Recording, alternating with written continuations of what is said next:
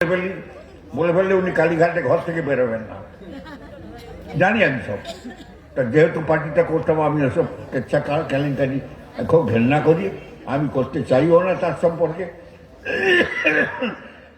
বাজার করার পয়সা ঘরে ছিল, আমি তো জিজ্ঞাসা করি আজকে। আপনারা অনেকে ভাববেন যে একজন বয়স্ক লোক পরনিন্দা কেন করছে, কিন্তু বাংলার মুখ্যমন্ত্রী আমরাই তো করেছিলাম। আজকে গণবস্ত্র হয়ে একবারে গণবস্ত্র হয়ে আপনাদের কাছে আমি থাকতে পারবো না, আমার দাঁড়াবার এখন শক্তি খুব কমে গেছে। গণবস্ত্র হয়ে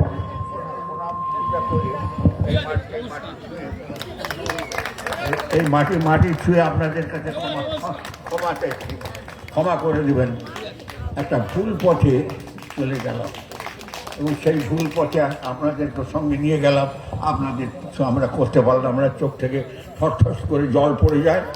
এই সমস্ত পরিবার স্বাধীনতা যুদ্ধে আপনারা যা দিয়েছেন, আপনাদের পরিবাররা যা দিয়েছে, ভারতবর্ষে অক্ষরে অক্ষরে লেখা আছে মহাপেজখানায় দিল্লিতে, অন্য কোথাও খুঁজে পাবেন না।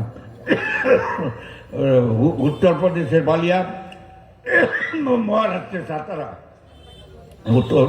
মহারাষ্ট্রের সাতারা, উত্তরপ্রদেশের বালিয়া, আর আপনার কাঁথি, আপনার মেদিনীপুর, এই জেলা মেদিনীপুর, সব দিয়ে গেছে, কিচ্ছু পাননি আপনারা। এখনও আমি আপনাদের কাছে বলছি, সরকারটা এনে দেন, 26 সালে সরকারটা এনে দেন, আমি বাঁচবো, অনেক দিন বাঁচবো। টেনে নিয়ে আসবো, হর করে টেনে আনবো, হর করে টেনে আনবো, হর করে টেনে আনবো। আমি জানি কোথায় কি করতে হয়। আমি নিয়েছিলাম বার্ধক্য ভাতাটা আপনারা, একটা ছোটোখাটো ব্যাপার, আপনারা প্রধান সঙ্গে কথা বলবেন, আমি ওইসব কথা বলিনি। আমি 2-5 হাজার কোটি, 10,000 কোটি, 20,000 কোটি টাকার কথা বলুন। দিদিমণির দলের লোক যদি কেউ আসে, তাকে জিজ্ঞাসা করুন, তারা জানতো 100 দিনের কাজ, তারা জানতো 100 দিনের কাজে কংক্রিটের কাজ হয়, জানতো। রাস্তাঘাট কখনো জানতো? এরা জানতো না। ওটা আমার নামে অর্ডার হয়েছিল, আমি অর্ডার করে দিয়েছিলাম। মেদিনীপুরে তমলুকের একটা ডিস্ট্রিক্ট ম্যাজিস্ট্রেট ছিল, মহিলা, আমি নাম ভুলে গেছি, আমার সঙ্গে তম্বুর তর্ক বিতর্ক। এই যে কংক্রিটের রাস্তা, এটা আমার নামে অর্ডার হয়েছিল 10 সালের 30 অক্টোবর। কেন্দ্রীয় সরকারের অর্ডার জিও বেরিয়েছিল, সেই অর্ডারের মূলে 19 সেদিন কৃষ্ণনগরের রোজিয়ায় ছিলেন মুখ্যমন্ত্রী। ফোন করে বললাম এখন থেকে কংক্রিট রাস্তা, কালভার্ট ইত্যাদি সমস্ত আপনার 100 দিনের কাজে হবে। তো সেসব দিন চলে গেছে, এর দ্বারা কোনো কাজ হবে না। উনি কিছু জানেন না, চুরিটা ভালো করে জানেন, কিছু জানেন না, চুরিটা ভালো করে জানেন। যাই হোক, সে তো আপনি বললে বুঝতে পারতাম না, আমরা বুঝতে পারতাম না। কিন্তু এখন কিছু জায়গায় বেরিয়ে পড়েছে, কিছু কাগজ, সবাই একটু বসে পড়ুন, কিছু কাগজ বেরিয়ে এসছে, যে কাগজে অনেক জিনিস বেরিয়েছে।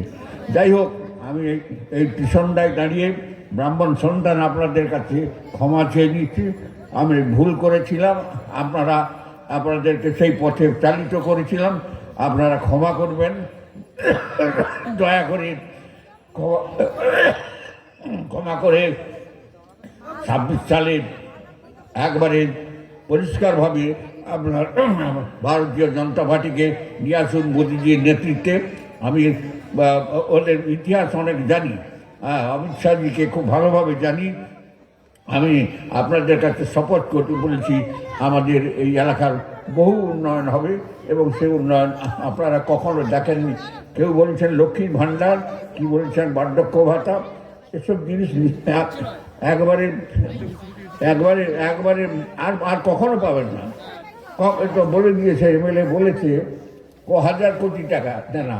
আমরা তো নাচতাম ছেলেদের নিয়ে, সিপিএম 2,00,000 কোটি টাকা দেনা, এটা নাচতাম। আর যে 1000 কোটি টাকা দেনা, হিসাব নিকাশ আছে, মাথা খারাপ হয়ে যাবে শুনলে।